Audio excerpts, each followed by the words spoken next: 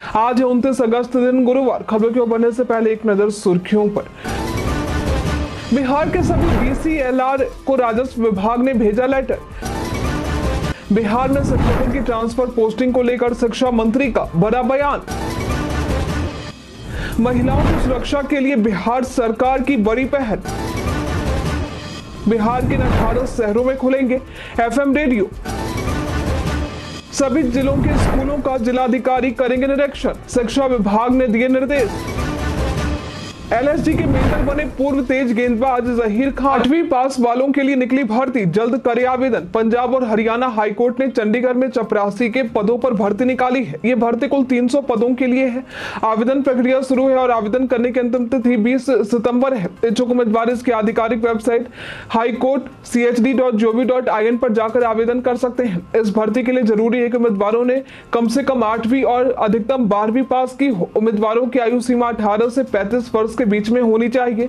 भर्ती से संबंधित सटीक और अधिक जानकारी के लिए आप इसके आधिकारिक वेबसाइट और अधिसूचना को देख सकते हैं। महिलाओं की सुरक्षा के लिए बिहार सरकार की बड़ी पहल। बिहार सरकार ने महिलाओं की सुरक्षित यात्रा के लिए इमरजेंसी हेल्पलाइन नंबर 112 पर सुरक्षित सफर सुविधा शुरू की है। इस पहल के तहत अगर महिलाएं यात्रा के दौरान असुरक्षित महसूस करें तो वे 112 पर कॉल करके पुलिस से सुरक्षा मांग सकती हैं। ये सुविधा 5 सितंबर से पटना, गया, नालंदा, मुजफ्फरपुर, बेगूसराय और भागलपुर में लागू होगी और 15 सितंबर से राज्य भर में शुरू की जाएगी। महिलाओं के खिलाफ अपराध के हालात चिंताजनक है। 2023 में राष्ट्रीय महिला आयोग को बिहार में 1312 शिकायतें मिली थी और एनसीआरबी के 2022 के रिपोर्ट के अनुसार महिलाओं के खिलाफ 4.45 लाख अपराध दर्ज हुए। महिलाएं मदद मांगने के लिए 112 नंबर डायल करेंगी।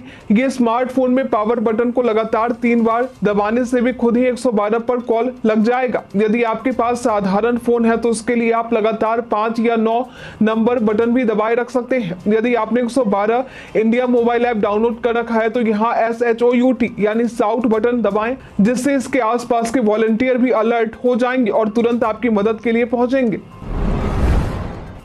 बिहार पर्यटन में आज हम बात करेंगे सिवान के बारे में। ये बिहार के प्रसिद्ध जिलों में से एक है जो प्राचीन समय में कोसाल साम्राज्य का एक हिस्सा हुआ करता था। इस जिले में डॉक्टर राजेंद्र प्रसाद का जन्म हुआ था। यहाँ ऐतिहासिक से लेकर धार्मिक और कई पर्यटन स्थल हैं जहाँ आप घूमने जा सकते हैं। इसमें सबसे पहले जीरादेई, जहाँ राजेंद्र प्रसाद का आवास है। यहाँ आप इनसे जुड़ी कई चीजें देख सकते हैं। इसके अलावा मौलाना मजहरुल हक का मूल निवास, आसियाना, आनंद बाग मठ, महेंद्रनाथ मंदिर, रघुनाथपुर, भिकबंध, पंचमुखी शिवलिंग आदि शामिल है। यदि आप कभी सिवान जाने की प्लानिंग बनाते हैं तो इन स्थानों पर घूमने के लिए जा सकते हैं। बिहार के सभी डीसीएलआर को राजस्व विभाग ने भेजा लेटर।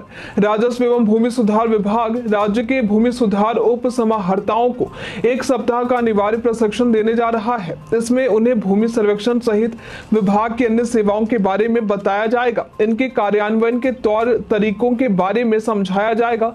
विभाग के अपर मुख्य सचिव दीपक कुमार सिंह ने बुधवार को सभी समाहर्ताओं को पत्र लिखकर ये जानकारी दी है। बता दें कि ये प्रशिक्षण 3 चरणों में 24 नवंबर तक चलेगा।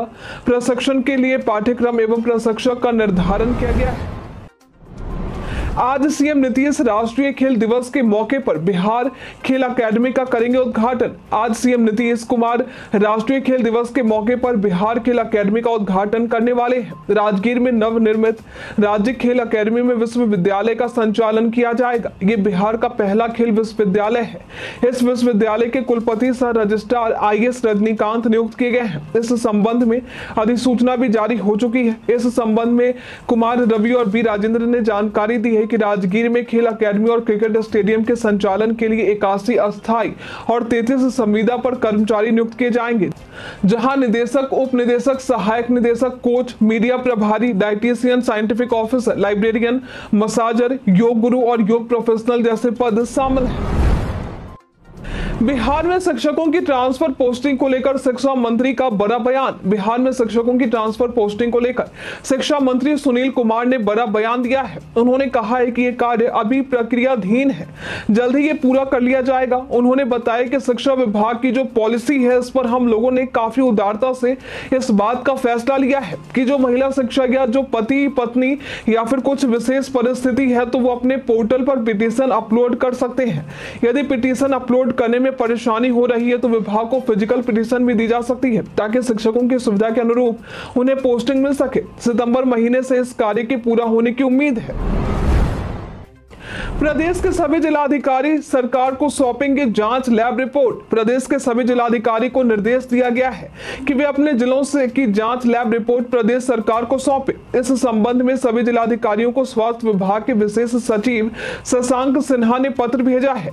इस रिपोर्ट में जिलाधिकारी बताएंगे कि उनके जिले में पैथोलॉजी लैब के साथ एक्सरे, अल्ट्रासाउंड, सिटी स्कैन और एमआरआई के कितने लैब हैं, सभी लैब मानकों का अनुपालन कर रहे हैं या नहीं। पत्र के जरिए विशेष सचिव ने कहा है कि सर्वोच्च न्यायालय से जुड़े एक मामले में कोर्ट को ये जानकारी देनी है कि जिलों में कितने मानक स्वास्थ्य जांच घर हैं। सभी जिलाधिकारी अपने जिलों के जिला एवं सत्र न्यायाधीश और सिविल सर्जन के साथ समन्वय करके आवश्यक सुविधाओं के साथ मानक जांच घरों को सूचीबद्ध करते हुए सरकार को जांच घरों की जानकारी भेजें ताकि कोर्ट को इस संबंध में जानकारी दी जा सके। क्या होता है यह लाइन में लगने वाला क्यूट चार्ज, जानिए। इस क्यूट चार्ज का पूरा नाम कॉमन यूजर टर्मिनल इक्विपमेंट होता है। जब यात्री टिकट बुक करते हैं उससे ये क्यूट चार्ज उसकी एयरलाइन टिकट पर लिया जाता है। इस चार्ज को इसलिए लगाया जाता है ताकि एयरपोर्ट पर यात्रियों को मिलने वाली सुविधाओं के संचालन और मेंटेनेंस का खर्च वहन किया जा सके।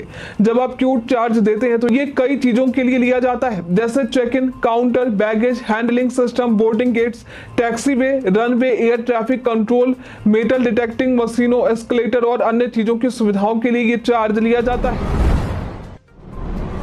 बीपीएससी टीआरई 3.0 2024 की प्रोविजनल आंसर की जारी। बिहार लोक सेवा आयोग ने बीपीएससी टीआरई 3.0 2024 की प्रोविजनल आंसर की को जारी कर दिया है। जो भी उम्मीदवार इस परीक्षा के लिए उपस्थित थे वे बीपीएससी की आधिकारिक वेबसाइट bpsc.bih.nic.in पर जाकर आंसर की डाउनलोड कर सकते हैं।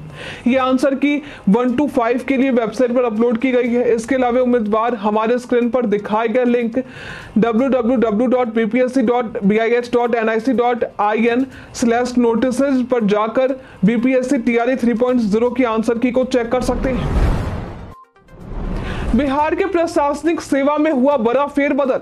बिहार के प्रशासनिक सेवा में हुआ बड़ा फेरबदल। बिहार में एक बार फिर से प्रशासनिक सेवा में राज्य सरकार द्वारा फेरबदल किया गया है। इसके तहत सामान्य प्रशासन विभाग ने 25 अधिकारियों के तबादले की अधिसूचना जारी की है, जिसमें पता चला है कि 14 आईएएस अफसरों को नई जिम्मेदारी दी गई है। वहीं 11 अधिकारियों को वर्तमान पद से मुक्त कर पदस्थापना की प्रतीक्षा में रखा गया है। इसके अलावा भारतीय पुलिस सेवा के अधिकारी और बिहार खेल प्राधिकरण के सचिव पंकज कुमार राज की सेवा वापस गृह विभाग को सौंप दी गई है। बिहार के 18 शहरों में खुलेंगे एफएम रेडियो। बिहार के 18 शहरों में नए एफएम खुलने वाले हैं। वहीं पूरे देश में 234 शहरों में नए निजी एफएम रेडियो खुलेंगे। इसके लिए केंद्र सरकार की तरफ से मंजूरी दे दी गई है। इन रेडियो चैनलों से स्थानीय भाषाओं को भी प्रोत्साहन मिलेगा। ये एफएम रेडियो बिहार में आरा में 3, औरंगाबाद में 3, बगहा में 3, बेगूसराय में 3, बेतिया में 3, भागलपुर में 4, बिहार शरीफ में 3, छपरा में 3, दरभंगा में 3, गया में 4, किशनगंज में 3, मोतिहारी में 3, मुंगेर में 3, पूर्णिया में 4, सहरसा में 3, सासाराम में 3, सीतामढ़ी में 3 और सिवान में 3 रेडियो स्टेशन शामिल है। प्रदेश में बिजली आपूर्ति की गुणवत्ता में होगा सुधार। होने जा रहा है ये बड़ा काम। बिजली आपूर्ति की गुणवत्ता में प्रदेश के 1.5 दर्जन जिलों में सुधार किया जा रहा है। बिजली आपूर्ति की गुणवत्ता में सुधार हो सके इसके लिए 132 केवी में नए ट्रांसमिशन तार बिछाए जाएंगे और पुराने तारों को बदला जाएगा। इस कार्य में होने वाले संभावित हादसों पर भी रोक लगेगी। इस कार्य के लिए बिजली कंपनी द्वारा 402 करोड़ रुपए खर्च किए जाएंगे। ये सभी काम 1 साल के अंदर करने का लक्ष्य रखा गया है। 132 केवी डबल सर्किट टावर पर तार कंपनी द्वारा भभुआ, मोहनिया, पीरो, विक्रमगंज, महाराजगंज, मसरख, महनार, जंदाहा, पोपरी, बेनीपट्टी, बेनीपुर, कुशेश्वर स्थान, चकिया, मोतीपुर, शाह पटोरी, समस्तीपुर, पकड़ी दयाल, डांका, तेघरा, बेगूसराय, सोनबरसा, सिमरी, बख्तियारपुर और किशनगंज, बारसोई के बीच बिछाया जाएगा।